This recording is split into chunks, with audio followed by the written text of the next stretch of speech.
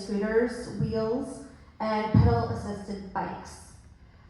Should they have lanes specific for these mobility options? How should the city be working with companies like Uber, Lyft? I forget who else is out there, but wheels, there's many of them now, private tech companies that are working with the city. What should our relationship with these companies be, and what's your position on the scooters? I am 100% in favor of every micro-mobility option that exists today. They are going to continue to come.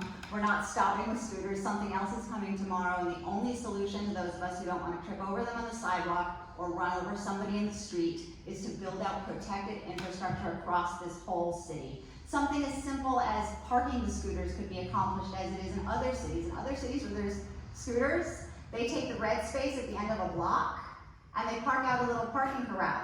Because you can't park a car in that red space, it kills your sight lines, but you can see through the scooters.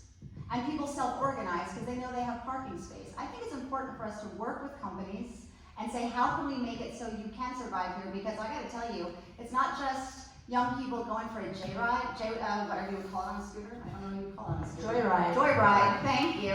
But I talk to people who go, look, I can't rely on the bus. It came too early or it came too late, and I saw it as it was going that way, and I caught it on the scooter. These are helping people make their transit choices across town because there's a lot of people in the city who don't have cars anymore, and either they've done that because they've chosen to do it for climate reasons, or they've chosen to do it because it's too expensive to carry that car. I mean, if you are a millennial in the city and you can't pay rent, how are you going to carry the insurance and the gas and the wear and tear on your car? We have to support every option we have for getting people across the city safely. And micromobility should be supported in the same way we should support cyclists. We should have safe infrastructure for them, and we should have safe sidewalks for people on their own 2 feet. Thank you. You can get across the city so long as you don't pass the Beverly Hills, who does not allow scooters even to be ridden through there. You will get an expensive ticket. Some friends have found out the hard way. So same question, micro-mobility options, and what should our relationship be with the technology companies that are putting them all over our city? Yeah, I mean, I think micromobility is incredibly important, particularly in a city that's this big. I used to take the train, 2 trains to work in my most recent job, and it was an incredibly long commute. And there was a bus at the end that I had to take to get from the last train stop to my house. And if I had missed the bus, I had to wait for like 45 minutes or an hour before the next bus would come, which made it incredibly difficult for me to take that bus. And when scooters started appearing in my neighborhood, suddenly my commute transformed, because if they hadn't appeared, what I was doing was calling a Lyft for that last mile, which was incredibly frustrating and very expensive. So I think it's really important to make sure that we have all these different ways to make sure that we're completing our transit commutes.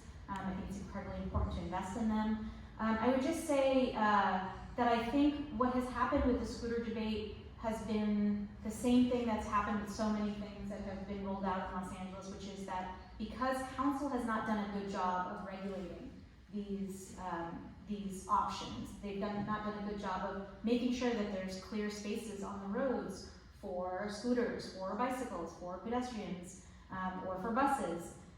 We have now ended up in a situation where scooter riders and pedestrians are in conflict with each other, or that scooter riders and car drivers are in conflict with each other. These, again, are conflicts that don't need to happen.